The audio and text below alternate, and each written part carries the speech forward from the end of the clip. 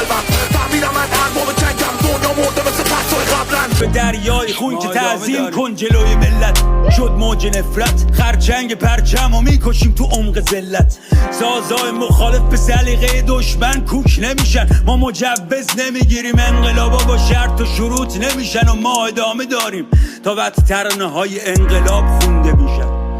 با سرنخ جنایت و لب و دوخته میشن و بوسه ها طعم خون میدن اشکامون گله میشن چون سرای قطع شده هیچ وقت خوب نمیشن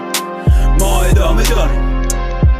این روزا هیچ وقت یاد نمیره مبارزی که پنجره تو اتاق کشیده تا نور امید اشکارو بخار کنه و آینه دق و بخار بگیره و روش بنویسی مرگ بر ظلمات شغال بمیره ما ادامه داریم تا وقتی دیگه دشمن ادامه نمیده و گره کور تناب دار سقوط نظامو ببینه و پشت بون بیت جنازه بریزه ما ادامه داریم جنگ بین ما و اونا جنگ خیر و شر خوب و بد نور و تاریکی روز و شب صدای توپ جنگ بوم ریخ خون و نفت جور بوم و رنگ درد میکشیم قلم پا شکسته پر میکشیم ادامه داریم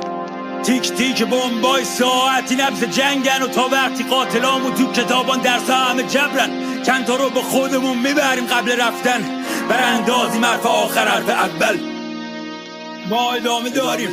برای امروز برای فردا بدون ترس از بیان ترسا توان ایستادگی توان فریاد با تمام وجودمون تمام زخما ما ادامه داریم این یه عهده یه تهدید تسبیح چرخ خشونت یه تسبیح